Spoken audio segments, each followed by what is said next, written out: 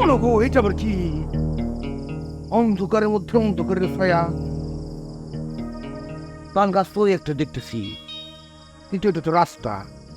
রাস্তার মধ্যে তাল গাছ হইল তেমনি ডর ডরে চলে আসতেছে। মিস্টার ব্ল্যাক ডায়মন্ড, দয়া করে বান্দরের মতো খিল দিয়া তাদের পাটির দুটো একটু প্রদর্শন করেন তো। আমি দেখে নিশ্চিত হই আমি কি ভূতনাথের সামনে খাড়ে আছি না মানুষের সামনে খাড়ে আছি। প্লিজ। এই মনির ভাই, তুমি কি আমার লোকে ফাজলাম করো? হ্যাঁ হ্যাঁ, এইবার আমি মোটামুটি ক্লিয়ার হইতে পারলাম যে দবিরের আওয়াজটা যেহেতু আছে, এটা দবির হইতে পারে।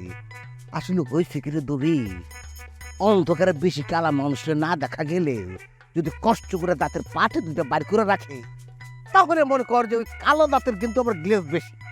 তখন মানুষ নিশ্চিত হইতে পারে যে এটা আসলে মানুষ। এই জন্যই কিন্তু আমি তোরে বলছিলাম, অনুরোধ করছিলাম যে ভাই কষ্ট করে বান্দরের মতো খিল দিয়া দাঁত দুটো বার কর, যাতে আমি নিশ্চিত হইতে পারি যে আমি মানুষের সামনে খাড়ে আছি। আমার চোখ দুটো জ্বলতেছে কেন? আমার চোখ জ্বলতেছে কেন? এত আলো কেন চারপাশে? যে কোনো সময় তো আমি অন্ধ হয়ে যাবো গা। হাট! আমার সামনেই যে খাড়ায় রয়েছে ইউরোপ আমেরিকাতে আসা শ্বেতাঙ্গ সাদা দলা ভরা একজন পাবলিক, যে কোনো সময় তো আমার চোখের আলো কাইরে নিতে পারে। না আসলে হয়েছে কি রে, ওই মনে কর তুই তো জানোস ইদানিং খুব ব্যস্ততা বাইরে গেছে।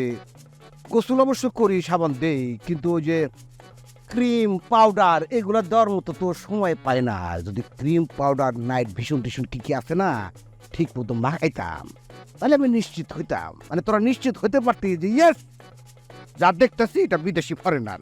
অল বডির কালার চেঞ্জ হয়ে যেত, তারপরেও মার্শাল্লাহ অযদিষ্ট রে। মনে কর যা আছে এইটা দিয়ে তুই এলাকার ইয়ং জেনারেশনের যে মেয়েগুলো আছে সবগুলোর মাথা চিবে খাইতেছি। এমন চিবান চিবাইতেছ, কসকস কসকস কসকস করে তুমি চিবাইতেছ। এই জন্য তো 2 দিন পর পর ব্যথার ট্যাবলেট খেতে হয়।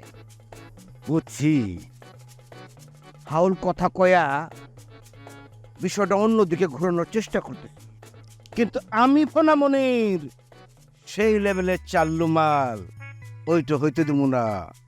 কিরে দবির, ইদানিং তোর নামে কিরাম কিরাম জানি শুনতেছি। কিরাম কিরাম শুনছো?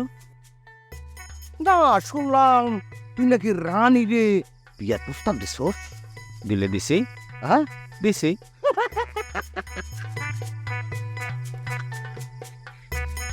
একটু বোকা কেন রে? তোমার এরকম কেন মনে হইলো? আরে পাগল বোধস না কেন, যেখানে রানী আমার মতো স্মার্ট লেভেলের একটা ভদ্র পোলারে পাত্তা দিল না, সেখানে তোর মতো লেভেন ডিস ডবল রে সে পাত্র হিসেবে গ্রহণ করলো, এটা তুই ভাববি কেন রে?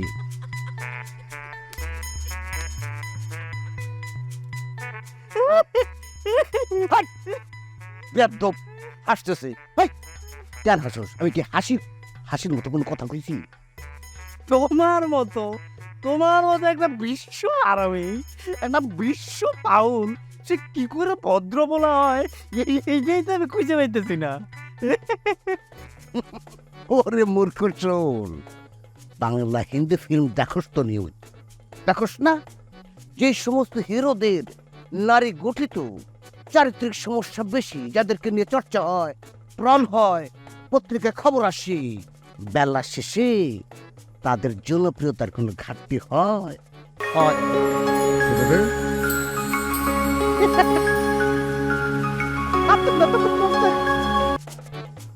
হ্যালো, শোনো রত্না, ওই ব্যস্ত আছে বুঝছো, পরে কল দাও। হুম? হুম। দবির, এই যে চাক্ষুষ অনেক কিছু শিখলি, মানে যা কিছু ঘটলো, এ থেকে তুই কি শিক্ষা গ্রহণ করলি আমাকে একটু বলতো। আল্লাহর রস্তে আমার মাফ করে দাও ফানামনির ভাই, আমার তুমি আল্লাহর রস্তে মাফ করে দাও।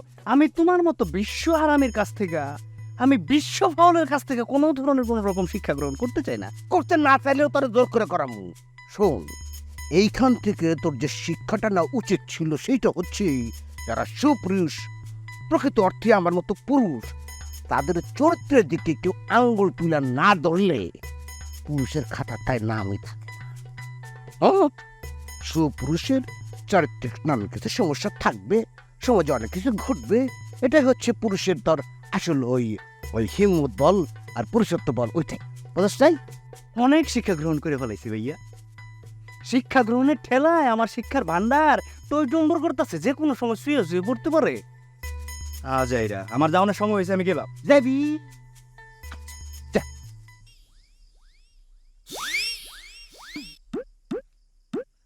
তোমার একটা অনুরোধ করি রে ভাই, দাঁতের পাটি দুইটা বাইর করে যাস, তা না হলে মানুষ আটকা তরে দেখা আতঙ্কে হার্ট অ্যাটাক করে মরে যেতে পারে।